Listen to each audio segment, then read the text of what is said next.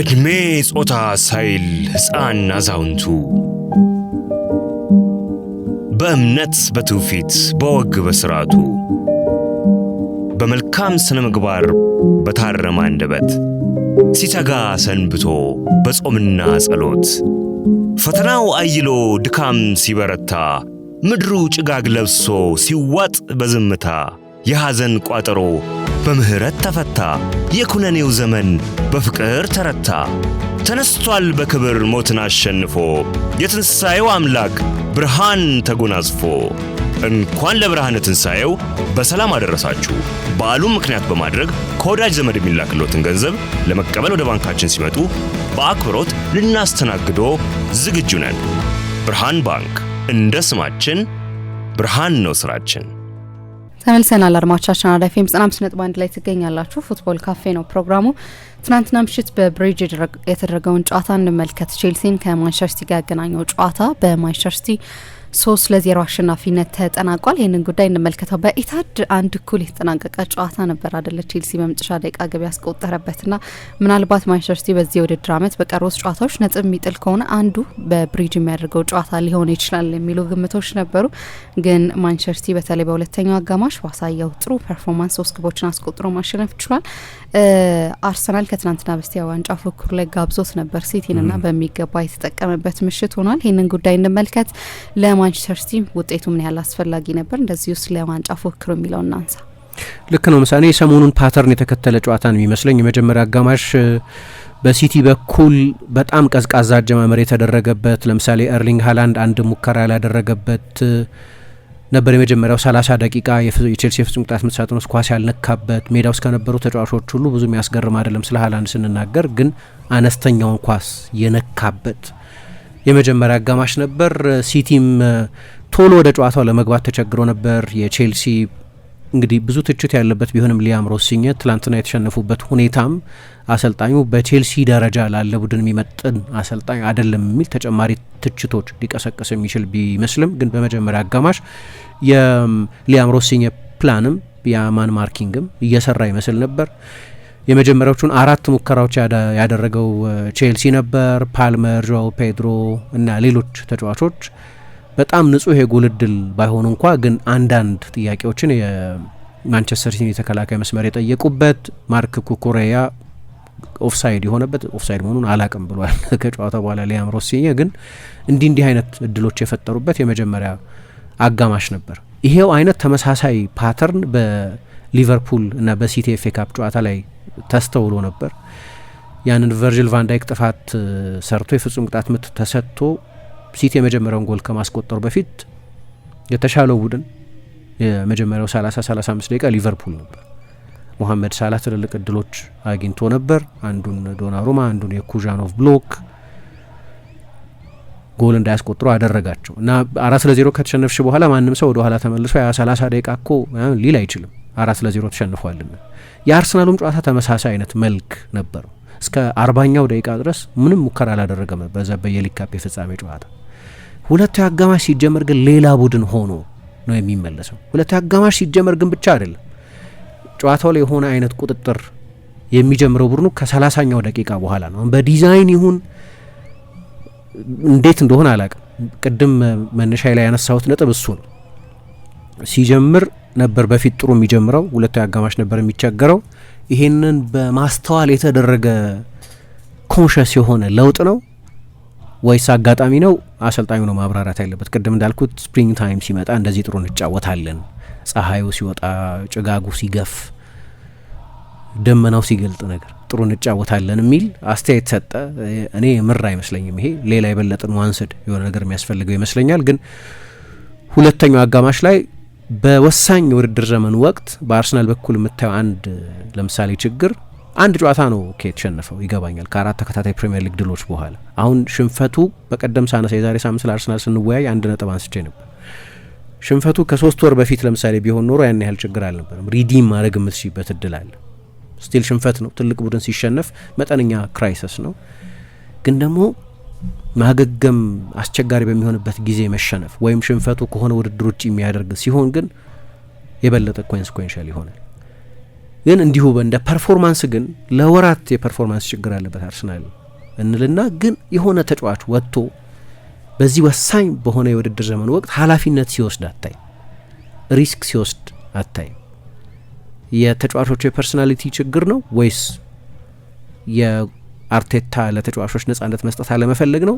እሱ ለክርክር ክፍት ይሁንና በሲቲ በኩል ግን በተለይ በቅርብ ጊዜ በተደረጉት የጥሎ ማለፍ ውድድሮችም ይሁን በአንዳንድ የሊጉ ጨዋታዎች ላይ በውድድር ዘመኑ ከፍተኛ ፕሬሸር ባለበት ጊዜ ኃላፊነት የሚወስዱ ተጫዋቾች እያየ ነው። ራያን ሼርኪ ከነዛ ተጫዋቾች መካከል አንደኛው ነው። ኒኮ ኦራይሊ ሌላኛው ነው። እንግዲህ አሁን ሃላንድ ምንድነው ሎፕ ሳይድድ ሲዝን ይባላል። በጣም ሚዛኑን የሳተ የውድድር ዘመን ነው ያሳለፈ ያለው። ባለፈው ሳምንት ሃትሪክ ሰርቷል፣ ግን ምሳ ካስቆጠራቸው 22 የፕሪሚየር ሊግ ጎሎች 19ን ያስቆጠረው አዲሱ ዓመት ከመግባቱ በፊት። ከዛ በኋላ 3 ጎል ብቻ ያስቆጠረው ባለፈው ወራት እና ሁልጊዜ የነበረው ችግር ሃላንድ ጎል ማያስቆጠር ከሆነ ከየት ነው ሶሉሽን የሚገኘው የሚል ነው። በሊጉ ጎሎች ያስቆጠረ ባይሆንም ሌላ መፍትሄ ግን ማግኘት ችለዋል። አንደኛው ኒኮ ኦራይሊ ነው። ኒኮ ኦራይሊን እንደውም ሰዎች አይ የዚህኛው የሲቲ ዮሽኮ ግቫርዲዮል ማለት ጀምረዋል። ለምን እንደዚህ ይሉታል መሰለሽ? 2023-24 የውድድር ዘመን ላይ እንደዚሁ በመጨረሻዎቹ ሳምንታት ሃላንድ ጎል ለማስቆጠር ቸግሮት ነበር። ሃላንድ ሁልጊዜ እንደዚህ አይነት ቴንደንሲ አለው። ካስቆጠራቸው ጎሎች መካከል ከ50% በላይ የሚሆኑትን ከህዳር በፊት ነው ያስቆጠረው። በመጀመሪያዎቹ 3 ወራት አካባቢ ከኖቬምበር በፊት። ከዛ በኋላ በጣም አነስተኛ ነው ከሃላንድ ስታንዳርድ አንጻር ማለት ነው። ለሌላ ተጫዋች በቂ ሊሆን ይችላል። ለሃላንድ ግን እንዲህ አይነት ቴንደንሲ ያለው ሲዝኑ ሎፕ ሳይድድ ነው። በአብዛኛው በመጀመሪያዎቹ 3-4 ወራት ነው ብዙዎቹን ጎሎች የሚያስቆጥረው እና ያኔ ዮሽኮ ግቫርዲዮል ያስታውሱታል ብዬ አስባለሁ የሲቲ ደጋፊዎች። በጣም ወሳኝ ጎሎች ያስቆጠር ነበር። በ2023-24 የውድድር ዘመን መጨረሻ ላይ አርሰናልን በ2 ነጥብ ብቻ በልጠው ሻምፒዮን በሆኑበት ጊዜ በጣም ብዙ የማች ዊኒንግ አጋጣሚዎች ላይ ይሳተፍ ነበር። ልክ እንደ ዮሽኮ ግቫርዲዮል ሁሉ ፍሬሙ ረጅም የሆነ ግን በግራ መስመር ተከላካይነት የሚጫወት ግን የግራ መስመር ስፔሻሊስት ያልሆነ ከሳጥን ውጭ አንዳንድ ጎሎች ያስቆጥራል። ቦክስ ውስጥ የሚገኝበት የቦክስ ክራሽንግ ፉል ባክ ሲሏቸዋል። ብዙ ጊዜ ቦክስ ክራሽንግ የምንለው አማካዮች ሆነው ዘግይተው ሳጥን ውስጥ የሚደርሱ ሳጥን የሚያጠቁ ተጫዋቾችን። ይሄኛው ግን ግቫርዲዮል የሚያደርገውን ነገር ያደርጋል ኒኮ ኦራይሊ። እሱም ልክ እንደ ግቫርዲዮል ሁሉ ስፔሻሊስት ፉል ባክ አይደለም። ልዩነቱ ግቫርዲዮል መደበኛ ቦታው የመሀል ተከላካይ ነው፣ ይሄኛው መደበኛ ቦታው አማካይ ነው። እንዲያውም በአካዳሚ ውስጥ የማጥቃት ዝንባሌ ያለው አማካይ ነው የነበረው። አሁን በዚህ በጣም ወሳኝ በሆነ የውድድር ዘመኑ ወቅት ያኔ ግቫርዲዮል ይወስድ የነበረው ከመጨረሻዎቹ 6 ጨዋታዎች በ4ቱ ላይ ወይ ጎል አስቆጥሯል ወይ አሲስት ሰጥቷል። ሃይ ፕሬሸርድ በሆነ የውድድር ዘመኑ ወቅት ነው ይሄንን ያደርግ የነበረው። ኒኮ ኦራይሊ በጣም ጥቂት ጨዋታዎችን ነው መሀል ላይ ጀመረው። መደበኛ ቦታው መሀል ላይ ቢሆንም ግን በተለይ በሪያድ ኤት ኑሪ ፎርምን ብቃትም ምክንያት ፔፕ እሱ ነው ብዙ ጨዋታዎች ላይ እና እዛ የሊግ ካፕ የፍጻሜ ጨዋታ ላይ ቅድም ስለ መግቢያችን ላይ ስናነሳ እንደጠቀስኩት ትልቅ የሞመንተም ስዊንግ የፈጠረ ጨዋታ ነው። ያ ጨዋታ ብቻውን የሊግ ካፕ ፍጻሜን ያሸነፉበት ጨዋታ ብቻ አድርጌ አልወስደውም። አንዳንድ ድሎች አሉ ስነ ልቦና የትርፍ የምታገኝባቸው። 2 ጎሎች ያስቆጠረው እሱ ነበር። ኒውካስልን ሲያሸንፉ 2 ጎሎች ያስቆጠረው እሱ ነበር። አሁን ይሄ በሁለቱ የውድድር ዘመን አጋማሽ የተደረገ ነው። በጠቅላላው በሲዝኑ 15 የጎል ተሳትፎዎች አሉት። ለዚህ ነው በውድድር ዘመኑ ወሳኝ ወቅት ላይ የሆኑ ኃላፊነት የሚወስዱ ተጫዋቾችን ማየት ጀምር። አንደኛው ኒኮ ኦራይሊ ነው። ከዛ ፍሬሙን ይጠቀማል። ረጅም ነው። ያ የ9 ቁጥር የሚመስል ትክክለኛው ስፍራ ላይ የመገኘት ፍሬሙን ይጠቀማል። ረጅም ነው። በጭንቅላቱ ብዙ ጎሎች የገጨ ሲያስቆጠር ያሰናል። አርሰናል ላይ ትላንትና፣ ኒውካስል ላይ ከዛ በፊት ደግሞ ቼልሲ ላይ ቅድም እንደጠቀስኩት እንዲህ አይነት በጣም ወሳኝ ወቅቶች ላይ የክለች ሞመንት ጎሎች ነው የሚያስቆጥረው። ትልቅ ጎሎች ነው የሚያስቆጥረው እና ይህንን ደጋግሞ አድርጎታል። ትላንትና ብቻ አይደለም ያደረገው። አንድ ኃላፊነት የሚወስድ ተጫዋች እሱ ነው። በቅርብ ጊዜ በጣም ቁልፍ በሆነ የውድድር ዘመኑ ወቅት ቁልፍ የሆኑ ጎሎች የመስመር ተከላካይ ስራ አይደለም። ይሄ ግን ያኔም የዮሽኮ ግቫርዲዮል ስራ አይመስልም ነበር። ይሄ መጨረሻ ላይ ዋንጫ ማሸነፋቸውን የውድድር ዘመኑ ካበቃ በኋላ በጣም ወሳኝ የሆኑ ወቅቶችን እንደገና በሚከልሱበት ጊዜ የግቫርዲዮልን ጎሎች የሚረሷቸው አይመስለኝም። አሁን ደግሞ ኒኮ ኦራይሊ እዛ ቦታ ላይ የሚጫወት ተጫዋች ይህንን ያድርጓል። ግን ትልቁ ልዩነት ፈጣሪ ተጫዋች ራያን ሼርኪ ነው። በመጀመሪያው የጨዋታው አጋማሽ 66% ገደማ ሙከራ ፖሴሽን ነበረው፣ ግን ፔኔትሬሽን አልነበረው። ሮበርት ሳንቼዝ ምንም አደጋ ውስጥ አልነበረም። ትልቅ የጎል እድል ብሎ ኦፕታ የሚመድበው አለ። ትልቅ የጎል እድል በሚለው አንድም ትልቅ የጎል እድል አልፈጠረም ነበር ለምሳሌ ሲቲ። ስለዚህ የሆነ ማጂክ ያስፈልግ ነበር። የኳስ ቅብብሉ ፍጥነት ዝግ ያለ ነው። አንዳንድ ጊዜ እንዲያውም በቼልሲ ፕሬሸርን በመቸገር ኢንተርሴፕት የሚደረጉ ኳሶች ነበሩ። ሁለተኛው አጋማሽ ግን ቅድም ያልኳቸውን ፓተርኖች የተከተለ ሆነ። የአርሰናል ጨዋታ ላይ ሁለተኛው አጋማሽ የመጀመሪያዎቹ 20-25 ደቂቃዎች ፒክ የፔፕ ማንቸስተር ሲቲ ቡድኖች የተጫወቱትን ፉትቦል ተጫውተው ነው እነዛን ጎሎች ያስቆጠሩ። በመጀመሪያውና በሁለተኛው ጎል መሀል የ4 ደቂቃ ልዩነት ነው የነበረው። የሊቨርፑልም ጨዋታ ተመሳሳይ አዝማሚያ ነበረው። በጣም በኃይለኛ ኢንቴንሲቲ ነው ሁለተኛውን አጋማሽ የሚጀምሩት። ትላንትናም የጊዜ ጉዳይ ብቻ እንደሆነ እንድታስቢ የሚያደርግ አጀማመር ነበር በሁለተኛው አጋማሽ ያደረጉት። ግን ኳሊቲ ያስፈልጋቸው ነበር። ያ ኳሊቲ የመጣው ከራያን ሼርኪ ነው። ኖርማሊ ከሃላንድ ነው የምትጠብቂው እንደዚህ አይነት ፓሶች ማለት ሳይሆን ግን ትልልቅ ጎሎች የምትጠብቂው። ሼርኪን ምን ብሎት ነበር በቀደም ፔፕ ጓርዲዮላ ሲያደንቀው? ፍሪ ሶል ነው አለ። በቃ ነጻ ነፍስ ያለው ተጫዋች ነው፣ ነጻነት የሚገባው አይነት ተጫዋች ነው። ፔፕ ደግሞ እኔ በራሱ መዋቅር ውስጥ ሆኖ ድሪብለሮችን ይፈቅዳል። የፔፕ ቡድኖች ሁልጊዜም ድሪብለሮች ነበሩት። ሲቲም ውስጥ የነበሩት ቡድኖቹ ሊሆኑ ይችላሉ፣ እነ ስተርሊንግ፣ እነ ማህሬዝ፣ እነ ሳኔ እና ሌሎችም ተጫዋቾች። አሁንም ዶኩ ሰሜኞ የዶኩን ያህልም ባይሆን ግን ኳስ እየገፋ መሄድ ተጫዋች ነው። ሼርኪ፣ ሌሎችም ተጫዋቾች። ግን ምናልባት ከሊዮኔል ሜሲ በኋላ ለመጀመሪያ ጊዜ ፍሪ ሮል የሰጠው ተጫዋች ራያን ሼርኪ ሳይሆን አይቀርም። ምናልባት ይሄ አንድ የአሰልጣኝነቱ ኤቮሉሽን ውጤት ሳይሆን አይቀርም። ምክንያቱም ሜሲ ፌክ ናይን ሆነ። ፌክ ናይን ደግሞ ፊክስድ ቦታ አይደለም፣ የሚዋልል ቦታ ነው። ወደ ጥልቅ ይመለሳል፣ የመጨረሻውን ላይን ያጠቃል፣ ወደሚወደው ከቀኝ መነሳት ወደሚወድበት ስፍራ ደግሞ ለመሄድ ሲፈልግ ከቀኝ ይንደረደራል። ከማጥቃት ተጫዋቾች መካከል ፊክስድ ያልሆነ ቦታ የነበረው እሱ ነው። ምክንያቱም የመጀመሪያ ቲየሪ ኦንሪ ግራ በኩል ነበር፣ በኋላ ዳቪድ ቪያ ወይም አሌክሲስ ሳንቼዝ፣ በኋላ በቀኝ በኩል ሳሚ ኤቶ ነበር ለምሳሌ መጀመሪያ አካባቢ ሌላ ተጫዋች። ከዛ ውጪ ግን የሜሲ ሚና ግን ፍሪ ሮል የሚባለው ነው። አሁን እንደዚህ አይነት ምትሃተኛ ተጫዋችን ቢያንስ ለሱ ኤክሰፕሽን ያስፈልጋል፣ እንደፈለገ የሚንቀሳቀስበት። ፔፕ ሪጅድ ነው እንደምታውቂው፣ ለተጫዋቾች የተከፈለ ዞን አለው። አንድ ተጫዋች ከሆኑ ዞኖች በላይ ብዙ በተደጋጋሚ እንዲንቀሳቀስ አይፈቅድም። ለሼርኪ ግን ያንን ነጻነት የፈቀደለት ይመስላል። ለዛ ነው ፕሬስ ኮንፈረንስ ላይ ከጨዋታው በፊት ነው የተናገረው ፍሪ ሶል ነው ብሎ እና ልዩ ተሰጥኦ እንደሆነ አውቋል። ልዩ ተሰጥኦም ነው። ለነገሩ የራያን ሼርኪ ባለ ልዩ ክህሎትነት አዲስ እንግዳ ዜና አይደለም። ሁሌ የሚፈራው የአቲቲዩድ ጉዳይ ካልሆነ በስተቀር ራሱም ትላንትና አነሳው። የዛ የሲቲ የአርሰናል ጨዋታ ላይ ኳስ ሲያንጠባጥብ አላየ ነው። ባለፈው የሊቨርፑል ጨዋታ ላይ ደግሞ ኮምፕሊትሊ ስዊችድ ኦፍ ሆኖ እንደገና ተንደርድሮ ኳሱ እንደገና ሪሳይክል ማድረግ ነበረበት። እንደ መቀለድ የሚመስል ነገር ማለት ነው። እና ኤሊት ተጫዋቾች 90 ደቂቃ ፎከስድ ናቸው። እሱ ግን ጨዋታውን ያሸነፍን የሆነ ጥሩ ነገር ያደረገን ሲመስለው ዘና ይላል። ትላንትና ከጨዋታው በኋላ ይህን ነገር ሲያነሳው ነበር። በሪያል ማድሪድ 3-0 እየተመሩ ሊያደርገው አይችልም። ያንን ማድረግ ጅል ያስመስላል በዛ የጨዋታው ምዕራፍ። እና ፔፕ ደግሞ ምንድነው የመጨረሻው ፕሮፌሽናል እንዲሆን ነው የሚፈልገው። እሱ በፔፕ እንደ ችግር የሚያየው ነገር ነው፣ ግን ተጫዋቹ ያለ ፕሬሸር እንደሚጫወትም በአንድ በኩል ግን ያሳይሻል። እና ትላንትና የመጀመሪያዎቹ 2 ጎሎች አርክቴክት እሱ ነው። ኃላፊነት የሚወስድ ሌላ ተጫዋች በቅርብ ጊዜ እሱን ያየ ነው። የመጀመሪያው ጎል በክሮስ ልክ የአርሰናል ጨዋታ ላይ እንዳደረገው ልክ ነው። ኬፓ ቀላል ክሮስ ነበር መያዝ ነበረበት፣ ግን ዞሮ ዞሮ ያንን ፎርስ ያደረገው ራያን ሼርኪ ነው። ትላንትናም ያቺን አስደናቂ ክሮስ ወደ ቼልሲ 6:50 ውስጥ የላከው እሱ ነው።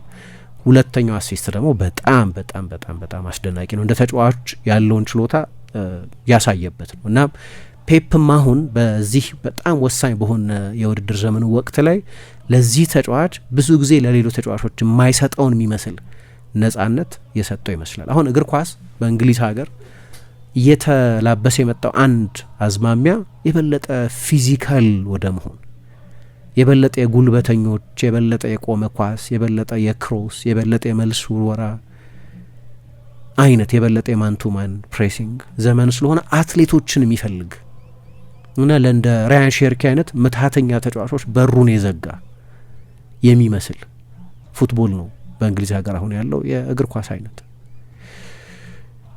ሼርኪ ደግሞ አርቲስት ነው። ፕሪሚየር ሊግ አርቲስቶች እጥረት ነው ያለበት። ይህ እንደዚህ አይነት ምትሃተኞች እጥረት ነው ያለበት። ከምንም እንደዚህ አይነት የጎል እድል መፍጠር የሚችሉ ተጫዋቾች እጥረት ነው ያለበት።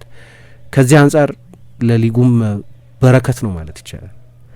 እና ደግሞ ግን ይሄ ሾው በማድረግ ብቻ ሳይሆን ታንጅብል የሆነ ውጤት የሚያመጣ ነው። ለምን ይሄን እንላለሁ? ለምሳሌ በዚህ ውድድር ዘመን 10 አሲስቶች አሉት እና 10ሩም ከክፍት ጨዋታ የመጡ ናቸው። 10ሩም በክፍት ጨዋታ የተሰጡ አሲስቶች። ማንም የፕሪሚየር ሊግ ተጫዋች 10 የኦፕን ፕሌይ አሲስት የለው። እንዴት የቆመ ኳስ በዚህ ውድድር ዘመን በጣም ወሳኝ መሳሪያ እንደሆነ የምታውቂው ለምሳሌ በአሲስት የሚመራው ብሩኖ ፈርናንዴዝ። ከብሩኖ ፈርናንዴዝ 16 አሲስቶች 11ዱ ከቆመ ኳስ የመጡ ናቸው። የሊጉን ባህር ያሳይሻል። በቆመ ኳስ ነው ብዙ ጎል የሚቆጠረው።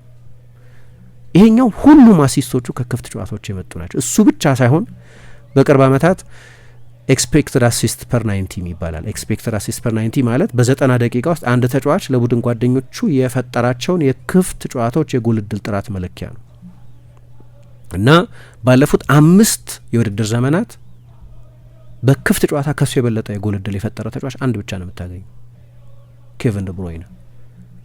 ኬቨን ደብሮይነ ኤሊት የኦፕን ፕሌይ ቻንስ ክሬተር ነው እና ሼርኪን ታይበታለሽ። አሁን የሴት ፒስ ዘመን በሆነበት ጊዜ በኦፕን ፕሌይ እንደ ልቦ የጎል እድል ይፈጥራል። አሁን እዚህ ጋር በቀደም ከነበረው በድጋሚ ከአርሰናል ጋር ለማነጻጸር አርሰናል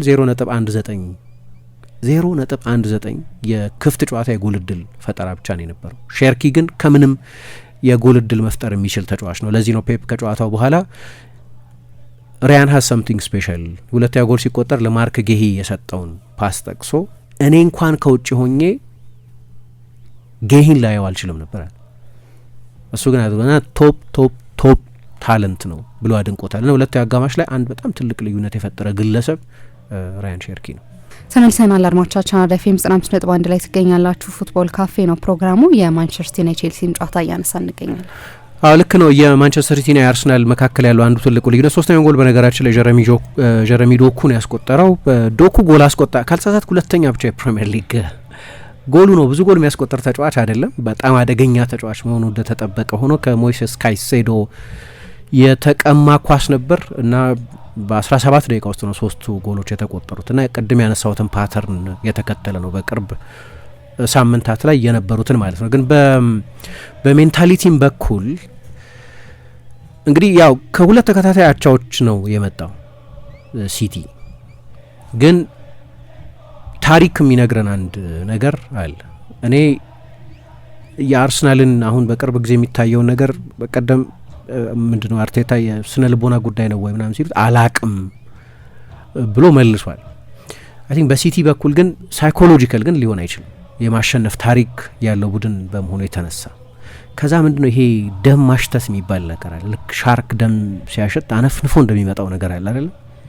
እና የሲቲ ደጋፊዎች ትላንትና ገና የቤት ስራ እንደሚጠብቃቸው አይመስልም ስሜታቸው። ቡድናቸው የሰጣቸው ነገር ፍጹም እንዲያምኑ እንዲተማመኑ የሚያደርግ አይነት ነው። ያ በሶሻል ሚዲያ ብዙ የሚታየው የአርሰናል ትንሽ አርማ ያለባትን ካፕ ይዞ የአርሰናልን እንባ ሲጠጣ የሚታየው ሰውዬ እንደዛ አይነት ነገር ሲያሳይ የነበረው ሰውዬ ሲምቦሊክ ነው ለዛ የቼልሲ የሲቲ ደጋፊዎችም ስሜት። እንዲያውም ሲዘምሩ አር ዩ ዋቺንግ አርሰናል ያያችሁ ነው ወይ የሚል መዝሙር ነው ስቴዲየሙ ሲዘምሩ የነበሩት እና ወደ ካሜራው እያየ ሊያስተላልፍ የፈለገው መልእክት አለ። አሁን ይህንን አርሰናሎች እንዴት ያዩታል?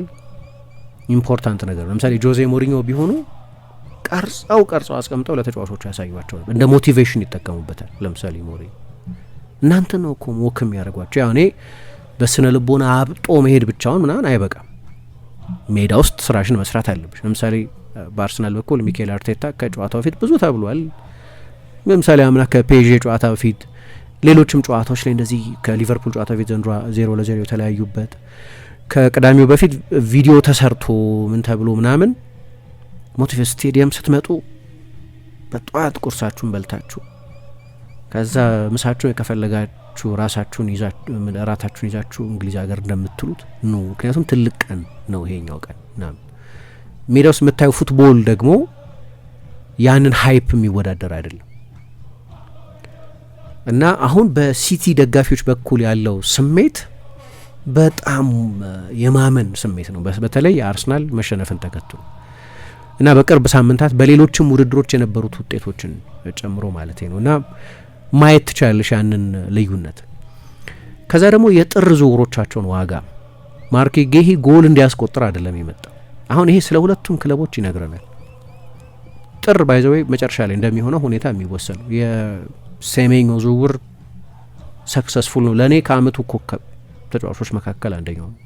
ወደ ሲቲ ከሄደም ጀምሮ በቦርን መዝም በነበረ ጊዜ የነበረውን ኢምፓክት ካየሽ 8 ተጫዋቾች የመጨረሻ እጩ ይሆናሉ መሰለኝ። ከ8ቱ አንዱ መሆን አለበት ብዬ አምናለሁ። በጣም የሚገርም የውድድር ዘመን ነው እያሳለፈ ያለው እና የፕሪሚየር ሊግ ቡድኖች ወሳኝ ተጫዋቾችን በጃንዋሪ ኖርማሊ አታገኝ። ወሳኝ ተጫዋቾችን ያስፈረሙ ማርክ ጌሂንም አንቷን ሴሜኞንም። ጌሂ ደግሞ ጎሉን አስቆጠረ። አሁን ስለ ሲቲ ዲሳይሲቭ መሆን ምናልባት ሊቨርፑል ይሄ ድል ነበረው ባለፈው ክረምት ይህን ተጫዋች አላስፈረመውም፣ ግን ከፍ ያለ ደሞዝም ከሲቲ ከፍተኛ ተከፋዮች መካከል አንዱ ሆኖ ነው ሄደው። የዝውውር ገንዘቡ ብዙ አይደለም የመጨረሻ ወራት ላይ ስለነበር፣ ግን ዲሳይሲቭ የሆነ በተለይ ተከላካዮቹ ጉዳት ቶሎ ሪአክት እንዲያደርጉ አደረጋቸውና ሁለቱ ዝውውሮች ለሁጎ ቫያና ግን የሁለቱ ተጫዋቾች ዝውውር ብቻ ሳይሆን የሼርኪም ዝውውር እንደዚሁ ብዙ ክሬዲት የሚያሰጠው ይመስለኛል። ምክንያቱም ሼርኪ ሁልጊዜ ማቭሪክ ነው። ወደ ትልቅ ክለብ ሄዳል ሲባል ለመጀመሪያ ጊዜ አይደለም። ሊቨርፑል ተብሎ ያውቃል፣ ማንቸስተር ዩናይትድ ተብሎ ያውቃል፣ ፓሪስ ሳን ጀርማ ተብሎ ያውቃል፣ ዶርትሙንድ ተብሎ ያውቃል። ወደ ትልቅ ክለቦች ይሄዳል ሲባል የሆነ ጊዜ ፔዤ ጨርሶ ነበር ሊያስፈርመው። እንዲያውም የሱ ዝውውር አልሳካ ሲል ነው ሌላ ተጫዋች ያመጡት። ትልቅ ተሰጥኦ ነው፣ ግን ፍርሃት ነበር። በተለይ ለጓርዲዮላ አይነት በጣም አልትራ ዲሲፕሊንድ ለሆነ አሰልጣኝ አይሆንም የሚል ፍርሃት ነበር። ግን ለሁጎ ቫያና ለአዲሱ የስፖርት ዳይሬክተር በዚህ ዝውውር ላይ ክሬዲት መስጠት አለብን። ምክንያቱም የክሬቲቪቲ ጉዳይ ጥያቄ 22 አሲስት ኮን የሰጠው አምነ ለሊዮን እየተጫወተ 22 አሲስት ነው፣ 38 የጎል ኮንትሪቢዩሽን ነበሩ። ያንን ወደ እንግሊዝ መጥቶ በጓርዲዮላ ሲስተም ውስጥ ይደግመዋል ወይ የሚለው ነው እንጂ ጥያቄ የነበረው የክህሎትና የተሰጥኦ ጥያቄ አለ፣ የሜንታሊቲ ጥያቄ ነው የነበረው። እሱን እስካሁን ድረስ በጣም የመጀመሪያዎቹን ወራት በጉዳት ከሜዳ ርቆ ከማሳለፉ በስተቀር በተጫወተ ቁጥር የሆነ ምታት የምትጠብቂበት አይነት ተጫዋች ነው። ግን ጌሂም እዚሁ ምድብ ውስጥ መካተት አለበት እና ምን ሲሉ ነበር መሰለሽ፣ ጌሂ እንደምታውቂው የቼልሲ ተጫዋች ነበር እና የቼልሲ ዋናው ቡድን ውስጥ ቦታው ብሎክድ ነው ብሎ በማመኑ ምክንያት ነው ወደ ክሪስታል ፓላስ የሄደው እና ትላንት የሲቲ ደጋፊዎች ምን ይሉ ነበር? ማርክ ጌሂ ኢዝ ብሉ ኤንድ ሂ ሄትስ ቼልሲ። ሰማያዊ ነው፣ ቼልሲን ይጠላል። ሰማያዊ ነው፣ ውሃ ሰማያዊ ነው። ግን መጀመሪያ ደማቅ ሰማያዊ ነበር የነበረበት ቡድን መለያ ቼልሲ። በ18 ሚሊዮን ፓውንድ ነው የሸጡት። መልሰው መግዛት የሚችሉበት እድል ነበራቸው። ቼልሲ ነው ዴቨሎፕ ያደረገው፣ ግን በደንብ ደግሞ የብሔራዊ ቡድን ተጫዋች ያደረገው ከፕሪሚየር ሊግ ቤስት ተከላካዮች መካከል አንዱ ደግሞ ያደረገው ክሪስታል ፓላስ። ከዛ የዛን እድገት ትሩፋት ግን እየተጠቀመ ያለው ሲቲ ነው። የቼልሲን ችግር ከዚሁ ከማርክ ጌሂ ብቃት የማርክ ጌሂ አይነት ተከላካይ ችግር ነው እኮ ያለበት ቼልሲ። በዚህ ውድድር ዘመን 9 የተለያዩ የመሀል ተከላካይ ተጣማሪዎችን ተጠቅሟል ቼልሲ በሁለቱም አሰልጣኞቹ ስር። ጆሻን ቼምፖንግና ትሬቨር ቻሎባህና ቶሲንን፣ ቻሎባህና ጆሬል ሃቶን፣ አቼምፖንግና ቤኗ ባዲያሺልን፣ ዌስሊ ፎፋናና ቻሎባህን፣ ቶሲንና ባዲያሺልን፣ ቻሎባህና ባዲያሺልን፣ ቻሎባና ማማዱ ሳርን እንዲሁም አቶና ፎፋና። ትላንትና እንደዛ ነው ያደረጉት። ጆሬል አቶና ፎፋና ያጣመሩት 9 የተለያየ የሴንትራል ዲፌንስ ኮምቢኔሽን፣ ግን አንዱም የማርክ ጌሂ አይነት ብቃት የለውም። ይሄ ስለ ቼልሲ አካሄድ የሚነግርሽ ነገር አለ። ግን ለሲቲ ደግሞ የጃንዋሪ ዝውውሮች ጥቅም የወዲያው ጥቅም ነው። ዴቨሎፕ እስኪያደርጉ እስኪጎለብቱ ድረስ ጊዜ የሚፈጅ አልነበረ። ለምሳሌ ባለፈው ጃንዋሪ ያስፈረሟቸውን የመሀል ተከላካዮች ካየሽ ጊዜ የሚፈጁ ነበሩ። አቡኮዱር ኩዣኖቭ የመጀመሪያ ጨዋታውን ሲያደርግ ከቼልሲ ጋር ነበር የተጫወተ እና ከመጀመሪያዎቹ አክሽኖቹ መካከል አንደኛው ትልቅ ስህተት መስራት ነበረበት። እስኪ ጎለብት ወራት አስፈልጓል። አሁን በጣም በሚደንቅ ብቃት ነው እየተጫወተ ያለው፣ ግን ጊዜ ይፈልጓል። ከማርች እስከ ኖቬምበር ድረስ ካለፈው ሲዝን የመጨረሻዎቹን ወራት ከዚህኛው ሲዝን የመጀመሪያዎቹን 3 ወራት ከወሰድ 6 ጌም ብቻ የተጫወተ ተጫዋች ነበር። አሁን በመጨረሻ በጣም በከፍተኛ ደረጃ መጫወት ጀምሯል። ግን ወደ 10 ወር ገደማ አስፈልጎታል ያንን ለማድረግ። ቪቶር ራይሽ ተስፋ ተጥሎበት ከአርሰናል ጋር ተፎካክረው ያስፈረሙት በፓልሜራሽ ብዙ ተስፋ የተጣለበት እንዲሁም ከሁለቱ የበለጠ የፔፕ አይነት ተከላካይ የሚባል በቀደም እምባፔን በክርኑ መጥቶ የነበረው ተጫዋች ማለት ነው። በክርኑ ሳይሆን እንግዲህ በጣም ሲሪየስ ኮንታክት ነው። ግን ቅንድቡ እንዲህ ደምቶ እያየ ነው ነበር። ቪቶር ራይሽ እሱ ነው። ልክ የጆን ስቶንስ አይነት ኤሊት ቦል ፕሌይንግ የመሀል ተከላካይ ነው። እሱ ጊዜ የሚፈጅ ተጫዋች ስለሆነ ምን አደረጉ? በውሰት ሰጡት። ጌሂ እንደዛ አይደለም፣ እንደመጣ ኢሚዲየት ኢምፓክት የሚፈጥር አይነት ተጫዋች ነው እና ትላንትና ጎል እንዲያስቆጠር የመጣ ተጫዋችም ባይሆን የአጥቂ የሚመስል ጎል ነው ያስቆጠር። አሲስቱ አስደናቂ ነው፣ ግን አጨራረሱም ደግሞ በተለይ መሀል ተከላካዮች አዘውትረው እንዲህ አይነት ጎሎች ያስቆጥሩ አናይም። ስለዚህ ስለ ጃንዋሪ ዝውውሮች ሲቲ መጨረሻ ላይ ዋንጫ ቢወስድም ባይወስድም ብዙ ጊዜ አንስተናል። ይሄን የጃንዋሪ 2 ዝውውሮች ኢምፓክትፉል ናቸው። በተለይ በመጨረሻው ላይ ደግሞ ትልልቅ አሁን እኮ ሲቲ ታሪካዊ ሲዝን ሊሆን ይችላል ለሲቲ ዶሜስቲክ ትሬብል ሊያሳካ ይችላል። ለሁለተኛ ጊዜ በጓርዲዮላ አሰልጣኝ የመጀመሪያው አሰልጣኝ ነው ዶሜስቲክ ትሬብል በማሳካት ማንም አሰልጣኝ አድርጎ አያውቅም።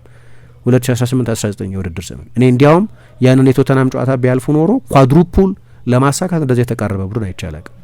ኦኬ ክሎፕ ቡድን 2022 ላይ ነው በሁሉም ውድድሮች ላይ ጫፍ ላይ ደርሶ ነበር። የመጨረሻውን የሊግ ጨዋታ 20 ደቂቃ እየቀረው ቪላ ይመራ ነበር።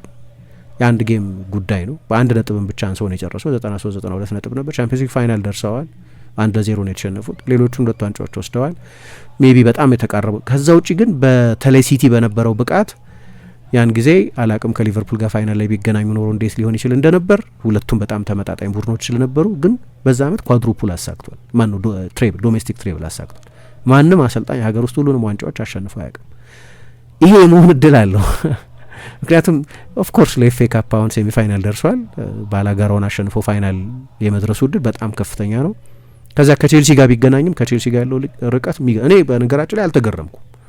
ይሄንን አይነት ምናልባት ይህንን ያህል የጎል ልዩነት አልጠበቅኩም ይሆናል፣ ግን እንደሚያሸንፍ ከሞላ ጎደል እርግጠኛ ነበርኩ። ቼልሲ ማትተነቢው ቡድን ቢሆንም ግን ባለፈው ፖርት ቬልን ያሸነፈበት ውጤት ምንም የሚነግረን ነገር አልነበረም። ከዛ በፊት የነበሩት 4 ተከታታይ ሽንፈቶች ናቸው። ስለዚህ ቼልሲ የበለጠ የሚነግሩ ብዙም ያስገርመኝ አልነበረም። በተለይ ደግሞ አርሰናል ከተሸነፈ በኋላ ያለ ድል ስለሆነ ሲሪየስሊ ያንን ጨዋታ እንደሚወስዱት ግልጽ ነበር እና ኖርማሊ ደግሞ በዚህ ጊዜ ጥሩ ይጫወታሉ። በኤፕሪል በጓርዲዮላ ስር ካለፉት 32 የሊግ ጨዋታዎች 29ን አሸንፈዋል። በኤፕሪል ወደ ኋላ በዚህኛው በእኛ ሚያዝያ አካባቢ ግንቦት መጨረሻ መጋቢት መጨረሻ ሚያዝያ መጀመሪያ በእኛ ከዛ ጀምሮ በኤፕሪል ግን በእነሱ በዚህ ወር 32 ጨዋታ ማለት በየወሩ 4 ጨዋታ የምታደርጊ ከሆነ ወደ ኋላ 8 ሲዝን ይወስደናል ማለት ነው አይደለም። በ8 ሲዝን 29 ጨዋታ አሸንፏል። 3 ጨዋታ ብቻ ነው ያላሸነፈው። ከነዚህ መካከል አንዱን ብቻ ነው የተሸነፈው። 2ቱን አቻ ተለያይቷል እና ትላንትና በዚህ ጊዜ ነው ከፍ ወዳለ ፎርም ቡድኑ የመጣው። ወደ ኋላ በጣም ወደ ኋላ ከወሰድ ነው ደግሞ በጠቅላላው ሲቲን ከተረከበበት ጊዜ ደግሞ ጀምሮ ካልን 39 ጨዋታ አድርጓል። 31 አሸንፏል፣ 5 ተሸንፏል፣ 3 ብቻ ነው የተሸነፈው በኤፕሪል ወር በጠቅላላ በአሰልጣኝነት ታሪኩ። 8 ሲዝን ብቻ ከወሰድን ግን ዋንጫ ማሸነፍ ከጀመረበት ጊዜ ጀምሮ አካባቢ ከሞላ ጎደል ከወሰድን ግን በዚህ ጊዜ ፒኩ ላይ የሚደርስበት ጊዜ ነው። ሶ ትላንትና በጣም ስፔሻል ቀን ነበር ለሲቲም ለዋንጫ ፍክክሩም። የዋንጫ ፍክክሩን በደንብ ወለል አድርጎ የከፈተ ነው። በዚህ ምክንያት የሚቀጥለው ሳምንት ጨዋታ ጥያቄ የለውም። ከዚህ በላይ ብሎክ በስተር ሊሆን አይችልም። የሚቀጥለው ሳምንት በቃ ፕሮፐር ታይትል ዲሳይደር የሚባለው ነው። ብዙ ጊዜ እኔ ያደግኩት የማንቸስተር ዩናይትድና የአርሰናልን የዋንጫ ፍክክር እያየው ወይ አርሰናል ይወስዳል ወይ ማንቸስተር ዩናይትድ ወይ አርሰናል ይወስዳል ወይ ማንቸስተር። በ7 ሲዝን 4 ጊዜ ማንቸስተር ዩናይትድ 3 ጊዜ አርሰናል ነበር የወሰዱት በነዛ አመታት እና ብዙ ጊዜ እነዚህን የሄድ ቱ ሄድ ጨዋታዎች የሚያሸንፈው ቡድን ነው መጨረሻ ላይ የሊጉ ሻምፒዮን የሚሆነው ሁል ጊዜ እንኳን ባይሆን ባብላጫው። አሁን ምሳ ቅድም የተጠቀምሽው አገላለጽ አለ። ሲቲን ጋብዞታል እና በደስታ ግብዣውን ተቀብሎ ወደ ድግሱ መጥቷል ሲቲ። የመጨረሻ የሚቀጥለው ሳምንት ጨዋታ ግን ከዚህ ሊተልቅ አይችልም። ፕሪሚየር ሊጉ የሚፈልገው አይነት ነው። የአርሰናል ደጋፊዎች አይፈልጉትም፣ እንደዚህ እንዲሆን ማለት በእንደዚህ አይነት ጨዋታ እንዲወሰን የሚፈልጉ እድል ነበረን ብሎ ስለሚያምኑ በእርግጥም እድል ስለነበራቸው ግን ያ ጌም የሾው ፒስ ኢቨንት የሚሉት ነው። በቃ ብሎክ ባስተር ይሉታል። በቃ የመጨረሻው ወሳኝ ጨዋታ ይሆናል፣ ታይትል ዲሳይደር ይሆናል። እኔ ከዛ በኋላ ያልቃል እያልኩ አይደለም። አሁን ሁለቱም ቡድኖች ኢምፐርፌክሽን ስላለባቸው ሌላ ጌም ነጥብ አይጥሉም ምናምን ብለሽ የምትተማመኝባቸው ቡድኖች አይደሉም። እንዳልኩት ትላንት ሲመጣ ለምሳሌ ሲቲ ላለመውረድ ከሚጫወቱ ቡድኖች ጋር 2 ተከታታይ አቻዎች ኖረውት ነው።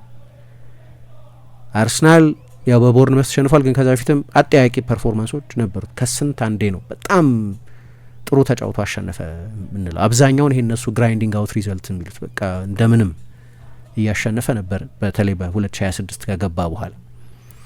ይሄኛው ጨዋታ ትልቅ ነው ለማለት ሃይፕ ማድረግ አያስፈልገንም። ምንም የግነት ቃላት መጠቀም አይጠበቅብሽ። ራሱ የጨዋታው ባህሪ በቂ ሃይፕ አለው፣ በቂ ግለት አለው እና ሲቲ ከሳምንታት በፊት በተለይ ከዛ የዌስትሃም አቻና ከአርሰናል ኤቨርተንን ማሸነፍ በኋላ የማይታሰብ የሚመስለው ነገር የሚቀጥለው ሳምንት አጋማሽ ላይ ከበርንሌ ጋር ነው የሚጫወተው። ከአርሰናል ጋር ተጫውቶ ጨዋታውን ካሸነፈ ምን ይሆናል ማለት ነው? የነጥብ ልዩነቱ አሁን 6 አይደል? ሲቲ ተስተካካይ ጨዋታ እያለ ወደ 3 ይጠባል ካሸነፈ ኢፍ ነው። ከዛ እንደ ጎል ልዩነቱ ሁኔታ አሁን የ3 ጎል ልዩነት ብቻ ነው ያለው። ሲቲ አርሰናልን አሸነፈ ማለት የጎል ልዩነቱ 3 ነው አሁን፣ ከዛም ያንሳል ማለት ነው። ከዛ በርንሌን ካሸነፈ የፕሪሚየር ሊግ መሪ ይሆናል። ኢንትረስቲንግ ነገር ነው። አርሰናል ካሸነፈ ደግሞ አይ ቲንክ ለመጨረሻ ጊዜ ፕሪሚየር ሊጉ ያልቅለታል ማለት ይቻላል ከዛ በኋላ። ምክንያቱም የሚቀሩት ጨዋታዎች 5 ብቻ ነው የሚሆኑት። አርሰናል ብቸኛው ከለንደን የሚወጣበት ጨዋታ ወደ ማንቸስተር ሲቲ የሚሄድበት ጨዋታ ነው። ትልቅ ለውጥ ያመጣ እንደሆነ አላቅም። ፕሬስ ኮንፈረንስ ላይ ጠይቀውታል። አላቅም ብዙ ልዩነት ያመጣ እንደሆነ ብሏል በቀደም እና በጣም ትልቅ ጨዋታ ነው እና ለአርሰናል የሌጋሲ ዲፋይኒንግ ነው ምክንያቱም ደጋፊዎች ገና ካሁኑ አሁን በተለይ በቀደም ከነበረው ውጤት በኋላ አርቴታ ላይ ያለ ዲስኮንቴንት አንድ እንዲሁም የትዊተር ፔጅ እያየው ነበር። አርቴታ አውት የሚል ቬሪፋይድ ነው እና አሁን በቅርብ የአርሰናል ሰዎች እንደዚህ አይደለም የሚያዩት። በቅርብ ጊዜ ቢቢሲ አንሳን ሞክቤል የሚባል ጋዜጠኛ አርብ ዕለት ነው ሐሙስ ዕለት መረጃ ይዞ ወጥቶ ነበር። የአርሰናል ሰዎች አዲስ ውል ሊሰጡት ይፈልጋሉ ለአርቴታ። ኖርማሊ ሰለብሬት ነው መደረግ ያለበት አርሰናል ባመጣበት ርቀት ምክንያት ሰዎቹም የሚያዩት በየሲዝኑ ኮንሲስተንትሊ የዋንጫ ተፎካካሪ ቡድን አድርጎታል። አይዋዥቅም እንደዚህ ኮንሲስተንትሊ እላይ ነው። ኮንሲስተንትሊ የመጨረሻዎቹ ደረጃዎች ላይ ይደርሳል ምናምን። ግን ይሄኛው ሲዝን ከትልልቆቹ የእንግሊዝ ጃይንቶች መካከል አንዱም ጥሩ ያልሆነበት ሲዝን። እንደ ሻምፒዮን ቢሆን አይ በዚህ ምክንያቱ ሻምፒዮን የሚሆነው ብዬ ሰበብ አላቀርብም። አምና ሊቨርፑል ሻምፒዮን ሲሆን ያንን ሰበብ ስላላቀረብን፣ አምና ማንቸስተር ዩናይትድ መጥፎ ሲዝን ያሳለፈው፣ ሲቲ መጥፎ ሲዝን ያሳለፈው፣ አርሰናል መጥፎ ሲዝን፣ ቼልሲ መጥፎ ሲዝን። ግን ማን አሳነሰው የሊቨርፑል እንድል? አርሰናልም ያንን ቢያደርገው እንደዛ ብዬ ላሳነሰው አልችልም። ግን ፋክት ነው ደግሞ ማን አንዱም ትልቅ ኢንክሉዲንግ ሲቲ ስፔሻል ሲዝን አላሳለፉም በዚህ ሲዝን። ዲስ ዋዝ አ ቻንስ እና ያንን እድል ካልተጠቀመበት ግን ተጫዋቾቹ ብቻ ሳይሆኑ ደጋፊዎቹም ተጫዋቾቹም ሳይቀር በአርቴታ እምነት ሊያጡ የሚችሉበት በጣም ቁልፍ ጨዋታ ነው። ስለዚህ ስለ እሁዱ ጨዋታ ከዛ በፊት ብዙ ማለታችን አይቀርም። ይሄ ከረጅም ጊዜ በኋላ ያገኘ ነው ታይትል ዲሳይደር ትልቅ ጨዋታ ነው። ይሄኛው ሳምንት ያ እንዲሆን አድርጓል። ትልቅ ጨዋታ ነበረ። በሳምንቱ መጨረሻ የሚደረገው ደግሞ ሌላ ትልቅ ጨዋታ ይሆናል። እድሜ ጾታ ሳይል ሕፃን አዛውንቱ በእምነት በትውፊት በወግ በስርዓቱ በመልካም ስነ ምግባር በታረመ አንደበት ሲተጋ ሰንብቶ በጾምና ጸሎት ፈተናው አይሎ ድካም ሲበረታ ምድሩ ጭጋግ ለብሶ ሲዋጥ በዝምታ የሐዘን ቋጠሮ በምህረት ተፈታ የኩነኔው ዘመን በፍቅር ተረታ ተነስቷል በክብር ሞትን አሸንፎ የትንሣኤው አምላክ ብርሃን ተጎናጽፎ እንኳን ለብርሃነ ትንሣኤው በሰላም አደረሳችሁ። በዓሉን ምክንያት በማድረግ ከወዳጅ ዘመድ የሚላክሎትን ገንዘብ ለመቀበል ወደ ባንካችን ሲመጡ በአክብሮት ልናስተናግዶ ዝግጁ ነን። ብርሃን ባንክ፣ እንደ ስማችን ብርሃን ነው ስራችን።